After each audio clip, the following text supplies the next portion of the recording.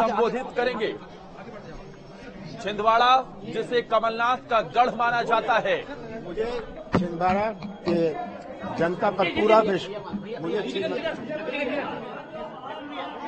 मुझे छिंदवाड़ा की जनता पर पूरा विश्वास है कि वे सच्चाई का साथ देंगे। मेरा संबंध छिंदवाड़ा की जनता से राजनीतिक नहीं है, पारिवारिक संबंध है।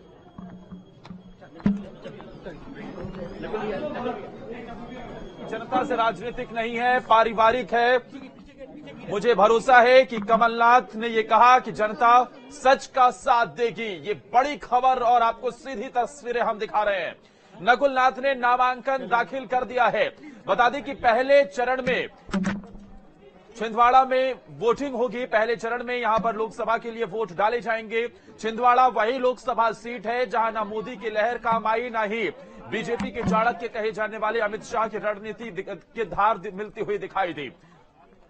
2019 के लोकसभा चुनाव में जब कांग्रेस पार्टी को पूरी तरीके से बैकफुट पर बीजेपी ने रख दिया था, जब मध्य प्रदेश की 28 सीटों पर विश्वास करता हूं कि वह सच्चाई का साथ देंगे। देश की 28 सीटों पर बीजेपी ने जीत का परचम बुलंद किया था। उस वक्त छिंदवाड़ा ही इकलौती ऐसी सीट रही जिसे भेद पाने में बीजेपी असफल हुई।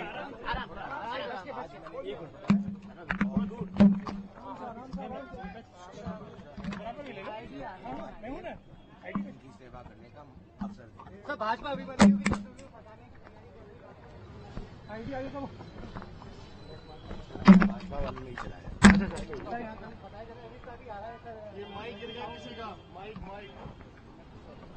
तो वहां पर मीडिया से बात करते हुए बीजेपी पर निशाना साधते हुए नजर आए कांग्रेस प्रत्याशी नकुलनाथ ने नामांकन कर दिया है और नकुलनाथ अब यहां से एक रैली भी करने वाले हैं। अपने पूरे परिवार के साथ वो पहुंचे। इस मौके पर नामांकन उन्होंने दाखिल किया है। दूसरी बार दाखिल कर रहा है। मुझे पूरा भरोसा है कि छिंदवाड़ा की जनता अपना प्यार और आशीर्वाद मुझे फिर से देगी। तो कल सीएम का ट्वीट भी है वो जनता यहाँ पर कांग्रेस का साथ देगी। दाखिल करने के बाद सिर्फ इतना ही कहा कि मुझे पूरा विश्वास है कि छिंदवाड़ा की जनता हमारा साथ देगी।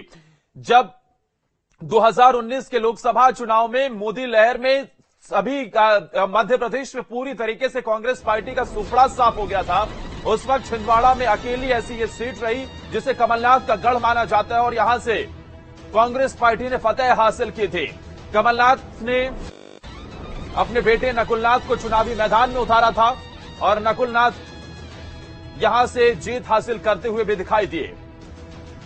इसके बाद 2023 के विधानसभा चुनाव में भी जब पूरे प्रदेश में मध्य प्रदेश में भारतीय जनता पार्टी 150 से ज्यादा सीटें जीतने में कामयाब हुए, उस वक्त छिंदवाड़ा ही ऐसा एक लोकसभा क्षेत्र पूरा जिला रहा जिसमें एक भी सीट बीजेपी जीत तक नहीं पाई।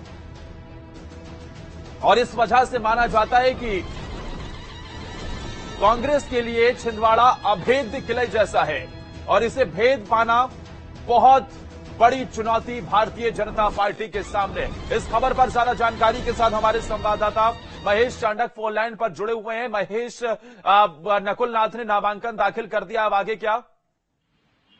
छिंदवाड़ा में जो है नकुलनाथ ने इस बार दूसरी बार सांसद के लिए अपना नामांकन दाखिल किया है और आज उन्होंने अपने घर से शिकारपुर मंदिर पूजा की। वहीं सिमरिया मंदिर वो कल शाम को होके आ गए थे। उसके बाद आज रैली में वो शामिल होंगे, परंतु उसके पहले उन्होंने अभी 11:30 बजे करीब जो इसके आसपास उन्होंने अपना नामांकन जिला निर्वाचन अधिकारी के सामने प्रस्तुत किया है। और ये निश्चित रूप से अब कहीं ना कहीं फिर से कमलनाथ के लिए भी चुनौती का प्रश्न है और साथ में बीजेपी जिस तरह से यहाँ पर पूरी ताकत लगा रही है, इस बार इस सीट को किसी प्रकार से खोना न देना चाहती है, उसको लेकर के जो है ये कहीं ना कहीं अब ये नामांकन जो है आज कमलनाथ और कल चूंकि भाजपा के प्रत्याशी अमित शाह की उपस्थिति में नामांकन भरेंगे तो छिंदवाड़ा में इतना रोचक मुकाबला होगा। ये कांटे की टक्कर बिल्कुल अभी सामने आ रही है और कहीं ना कहीं से भाजपा जो है इस सीट को हथियाने की पूरी तरह कोशिश है और वहीं कमलनाथ का प्रयास है कि सीट पुनः बरकरार रहे। महेश, नामांकन दाखिल करने के बाद क्या वहां पर वो रैली भी करने वाले हैं और खबर थी कि कांग्रेस पार्टी के प्रदेश अध्यक्ष जीतू पटवारी भी शामिल होंगे? हाँ, ये अभी जीतू पटवारी और हुई थी, परंतु अभी उनकी स्थिति क्लियर नहीं हो पा रही है, पर अब उन्होंने नामांकन अपना दाखिल कर दिया है और नामांकन दाखिल करने के बाद वो राम मंदिर श्याम टाकीज पहुंचेंगे, जहां से एक विशाल रैली का संबोधन होगा और विशाल रैली निकाली जाएगी। और विशाल रैली के बाद में जो है शहर के मार्गों से होते हुए ये कलेक्ट्रेट के पास में मानसरोवर कॉम्प्लेक्स में जाएगी और वहां पर एक आम सभा में तब्दील होगी, जहां कमलनाथ अपने करेंगे। सबसे मुख्य बात ये बता दें कि आज का जो प्रस्तावक उनके बने हैं नकुलनाथ के, वो दीपक सक्सेना ही प्रस्तावक बने हैं, जो पहली बार उनके दीपक सक्सेना प्रस्तावक बने हैं। महेश, लेकिन इस बार छिंदवाड़ा भी कहीं ना कहीं डोल रहा है। कांग्रेस पार्टी का ये अभेद्य किला जिसमें सेंध लगाने का काम बीजेपी कर रही है। बीते दिनों कई नेता कमलनाथ के करीबी तक बीजेपी में शामिल हुए। कैसे बचा पाएगी अपने किले को? बिल्कुल ये बात सही है कि लगातार जिस तरह से बीजेपी के लोग कांग्रेस में शामिल हो रहे हैं और जिस तरह की सामने स्थिति बन रही है, वो बड़े बड़े जिस तरह के नेता जो हैं, दीपक सक्सेना के पुत्र हो गए, नगर कांग्रेस के जो अध्यक्ष हैं नंदकिशोर सुवंशी, पंकज शुक्ला पूर्व नगर कांग्रेस अध्यक्ष, इस तरह की बहुत सी एक फेरिस्त है जो लगभग 2000 लोगों की है। तो कांग्रेस छोड़ करके बीजेपी शामिल हुए तो कहीं ना कहीं कमलनाथ के लिए भी चुनौती का मामला सामने आएगा, क्योंकि भाजपा ज्यादा उत्साहित है इस बार इस चुनाव को लेकर के। और विवेक साहू बंटी जो है वो कमल लोग विधानसभा चुनाव में हारे थे, वो इस बार लोकसभा के प्रत्याशी बनाए गए हैं और जिसको लेकर के कहीं ना कहीं अब छिंदवाड़ा में जो है इस तरह की रणनीति बन रही है कि छिंदवाड़ा में अब कहीं ना कहीं लोगों के बीच में कमलनाथ ही पहुंचेंगे। और नकुलनाथ जो है आज अपना नामांकन दाखिल करने के बाद वो इस स्थिति पर आ चुके हैं कि अब उनको फील्ड में ही अपना वर्क करना है और कमलनाथ ने आज से अपने पूरे अभियान चालू कर दिया है। बिल्कुल, एक तरफ जहां महेश नजर आ रहे हैं विवेक बंटी साहू, दूसरी तरफ एक बार फिर से भरोसा जताया गया है नकुलनाथ पर। इस बार छिंदवाड़ा में बेहद टफ फाइट दिखाई देती हुई नजर आएगी, लेकिन किस रणनीति के तहत कांग्रेस पार्टी आगे बढ़ रही है? जब 400 पार का नारा बीजेपी दे रही है, ऐसे वक्त में जब 29वीं सीट को जीतने के लिए भी हुंकार भरी जा रही है, पूरी ताकत झोंक रही है, तो कांग्रेस पार्टी किस रणनीति के तहत आगे बढ़ रही है? ये बिल्कुल सही बात है कि भाजपा जो है पूरी एक सीट को जीतने के लिए अपनी पूरी ताकत लगाई हुई है। और पूरे अब कल जब अमित शाह यहाँ छिंदवाड़ा आएंगे विवेक साहू बंटी के नामांकन को दाखिल कराने के लिए, तो कहीं ना कहीं ये बात सामने आएगी कि कहीं भाजपा में जो है बहुत ज्यादा उत्साह लाया जाएगा और पूरे उत्साह के साथ जो है ये कांग्रेस बीजेपी काम करेगी। वहीं कांग्रेस भी जो है एक बात महेश जरा ये बताइए, आपने दीपक सक्सेना का जिक्र किया, क्या ये वही दीपक सक्सेना है कमलनाथ के करीबी जिन्होंने कमलनाथ के लिए अपनी विधानसभा सीट खाली कर दी थी क्या? लेकिन उनके तो कांग्रेस पार्टी, हाँ उन्होंने तो कांग्रेस पार्टी को छोड़ दिया था, फिर कैसे अब?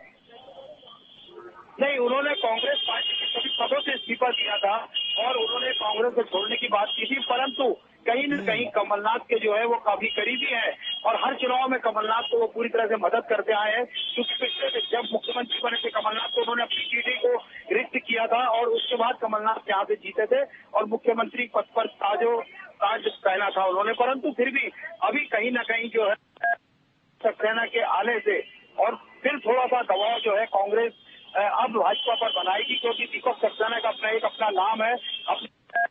उनके बेटे के बीजेपी में जाने से जहां तक उनका कहना है कि उससे कोई फर्क नहीं पड़ता, ये उसका व्यक्तिगत मामला था, पर कमलनाथ के साथ मैं हूं, कमलनाथ के साथ मैं रहूंगा, दीपक सक्सेना का ऐसा कहना है। तो दीपक सक्सेना कांग्रेस पार्टी में हैं और वही प्रस्तावक बने हैं नकुलनाथ के, और इससे पहले भी वही नकुलनाथ के प्रस्तावक बने थे। लेकिन अब ये सियासी लड़ाई बहुत दिलचस्प हो चली है छिंदवाड़ा की, खासतौर पर क्योंकि एक तरफ युवा चेहरा विवेक बंटी साहू है, तो दूसरी तरफ कांग्रेस पार्टी के पूर्व ये कहे कि बहुत दिग्गज नेता और राज्य के पूर्व मुख्यमंत्री कमलनाथ के बेटे नकुलनाथ हैं। बहुत बहुत शुक्रिया महेश आपका तमाम जानकारी देने के लिए। अब इस सियासी लड़ाई में आगे बढ़ते हुए हम ये भी देखेंगे कि कल गृहमंत्री अमित शाह आएंगे, वो भी बीजेपी प्रत्याशी के लिए वोट के लिए समर्थन की अपील भी करेंगे, साथ ही नामांकन के मौके पर शामिल भी होंगे। ये छिंदवाड़ा के जनता पर पूरा मुझे छिंदवाड़ा की जनता पर पूरा विश्वास है कि वे सच्चाई का साथ देंगे। मेरा संबंध छिंदवाड़ा की जनता से राजनीतिक नहीं है, पारिवारिक संबंध है। ये छिंदवाड़ा के जनता पर पूरा विश्वास